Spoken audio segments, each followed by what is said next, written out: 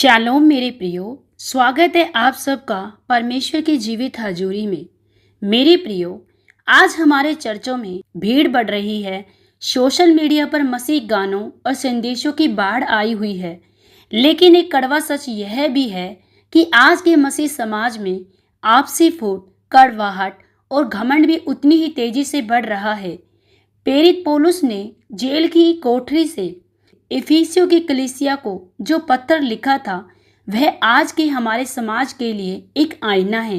आज हम इफिसियों अध्याय 4 की पहली 3 आयतों को गहराई से समझेंगे और देखेंगे कि हम अपनी बुलाहट में कहाँ चूक रहे हैं। तो आइए ज़्यादा देर ना करते हुए हम वचन को पढ़ते हैं। इफिसियों अध्याय 4 आयत 1। पौलुस कहता है, मैं जो प्रभु में बंदी हूँ, तुमसे विनती करता हूँ, जिस बुलाहट से तुम बुलाए गए थे उसके योग्य चाल चलो। मेरे प्रियो, पौलुस यहाँ हुक्म नहीं दे रहा बल्कि विनती कर रहा है। वह खुद बेड़ियों में है, फिर भी उसे अपनी तकलीफ की चिंता नहीं है। उसे चिंता है आपकी और मेरी चाल की। आज हम मसीह तो कहलाते हैं, लेकिन क्या हमारा चाल चलन, हमारी बातचीत, हमारा व्यवहार उस ऊंची बुलाहट के लायक है? क्या लोग हमें देखकर यीशु को देख पाते हैं, या हमारे व्यवहार से परमेश्वर के नाम की निंदा होती है? मेरे प्रियो, हम इफिसियों 4:2 के उन 4 शब्दों पर आज बात करेंगे जो कहने को तो छोटे हैं, लेकिन आज के मसीह समाज से मानो गायब होते जा रहे हैं। हम चर्च जाते हैं, दशमांश देते हैं और बड़ी बड़ी प्रार्थनाएं करते हैं, लेकिन क्या हमारे आपसी रिश्तों में वो मसीहत दिखती है जिसकी बात प्रेरित पौलुस यहाँ कर रहे हैं? आइए आज बिना किसी दिखावे के सच्चाई के साथ इन 4 बातों को आज के मसीह जीवन के संदर्भ में समझते हैं। हालेलुया। पहला पॉइंट, दीनता। पौलुस कहता है दीनता, लेकिन आज के मसीह समाज में हमें क्या दिखता है? आज हमारे बीच पदों की लड़ाई है। मैं बड़ा पास्टर हूँ, मैं पुराना विश्वासी हूँ, मेरी सेवा बड़ी है। आज हम दीन होने के बजाय एक दूसरे को नीचा दिखाने का मौका ढूंढते हैं। आज के मसीह समाज में आत्मिक घमंड घर कर गया है। हम सोचते हैं कि हम दूसरे से ज़्यादा पवित्र हैं, लेकिन याद रखिए, जिस दिन एक विश्वासी के अंदर से दीनता खत्म हो जाती है, उसी दिन उसके जीवन से मसीह का नूर चला जाता है। मेरे प्रियो, सच्चा मसीह वह है जो चर्च की अगली कुर्सी पर बैठने के लिए नहीं, बल्कि दूसरों के पैर धोने के लिए तैयार रहे। हालेलुया। दूसरा शब्द देखते हैं, नम्रता। मेरे प्रियो, आज की मसीहों की भाषा कैसी हो गई है? अगर हम देखें, नम्रता मतलब नम्र होना, लेकिन आज की मसीहों की भाषा कैसी हो गई है? आप सोशल मीडिया पर कमेंट्स उठाकर देख लीजिए। एक मसीह दूसरे मसीह को कटु शब्द बोल रहा है, एक दूसरे को नीचा दिखाया जा रहा है। छोटी सी बात पर हम चर्च में झगड़ा कर लेते हैं, कोर्ट कचहरी तक पहुंच जाते हैं, गाली गलौज कर बैठते हैं, एक दूसरे को तुच्छ जानते हैं।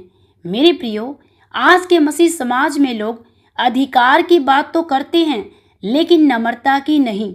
हम भूल जाते हैं कि हमारे शब्द किसी के टूटे दिल को जोड़ सकते हैं या उसे हमेशा के लिए खुदा से दूर कर सकते हैं। अगर आपके जुबान में मिठास नहीं और व्यवहार में कोमलता नहीं, तो आपका मसीह होना सिर्फ एक लेबल है, हकीकत नहीं। मेरे प्रियो, आज हम चर्च में देखते हैं कि आज बहुत से मसीह लोग केवल मसीह नाम का लेबल लगाकर घूमते हैं।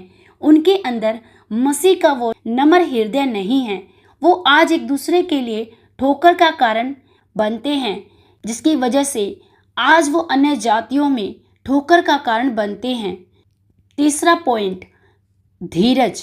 मेरे प्रियो, आज का मसीह समाज बहुत जल्दी में है। पौलुस हमें यहाँ धीरज के बारे में बात करता है।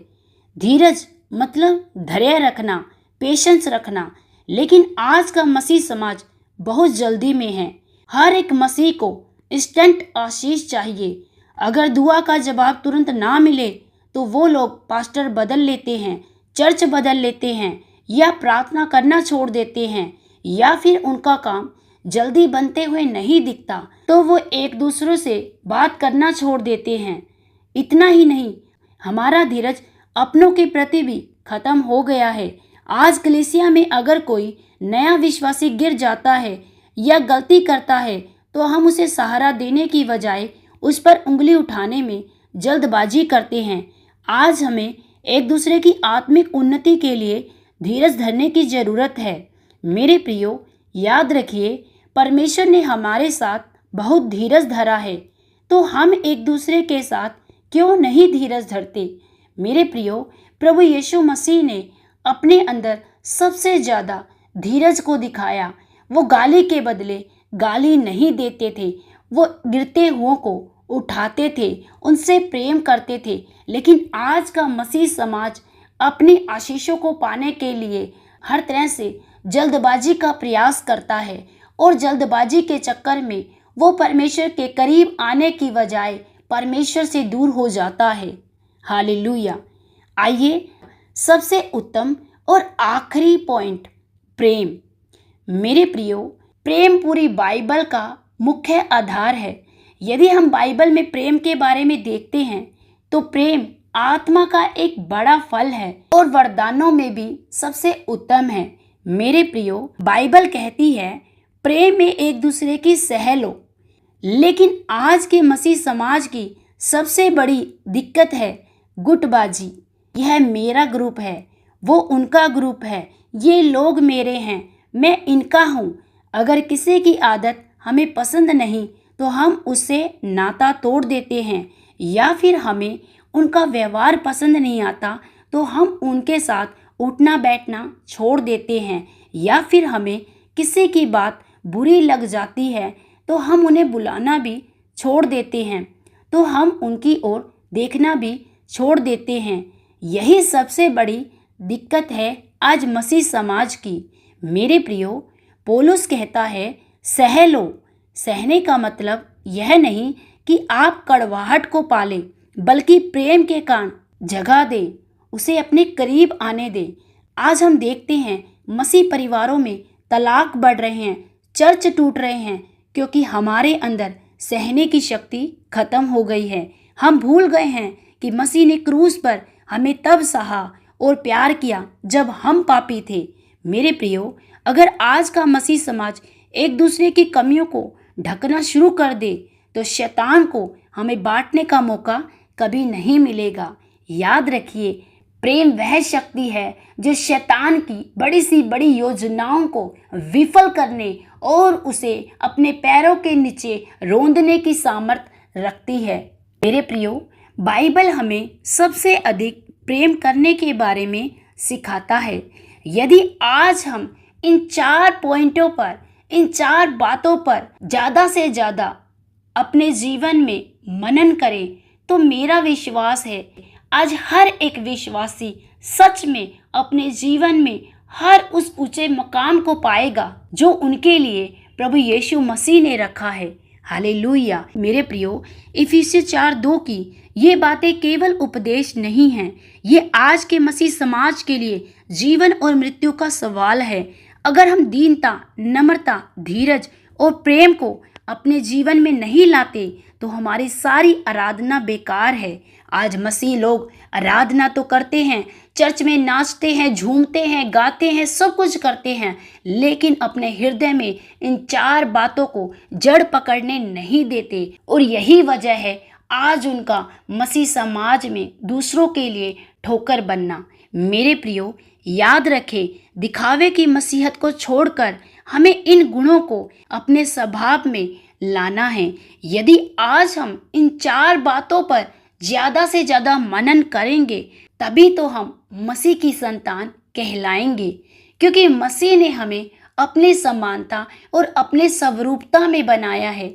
यदि आज हम कहते तो हैं कि हमने मसीह को ग्रहण कर लिया है, लेकिन हमारे अंदर मसीह का स्वभाव नहीं है, तो हम केवल बोलने वाले मसीह हैं, हम केवल नामधारी मसीह हैं। और यदि हम सच में अपने पिता की समानता और उसकी स्वरूपता को अपने जीवन में अपनाते हैं, हम आज समाज के लिए एक बड़ा उदाहरण बनते हैं। हालेलुया। मेरे प्रियो, याद रखें, दुनिया हमारे आपसी प्रेम को देखकर जान सकती है कि हम वास्तव में यीशु के पीछे चलने वाले लोग हैं और मसीह के लेपालक बेटे बेटियां हैं।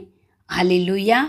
मेरे प्रियो, यदि आज का वचन आपको पसंद आया हो तो दूसरों के साथ जरूर शेयर करें, ताकि वो भी परमेश्वर के इस वचन के द्वारा अपने जीवन में बहुतायत सी आशीष और बरकतों को पाएं और जिन हिस्सों में उन्हें छुटकारा चाहिए वो भी छूटने पाएं। हालेलुया। प्रभु यीशु मसीह आप सब लोगों को बहुतायत से आशीष और बरकत दे। सबको जय मसीह की।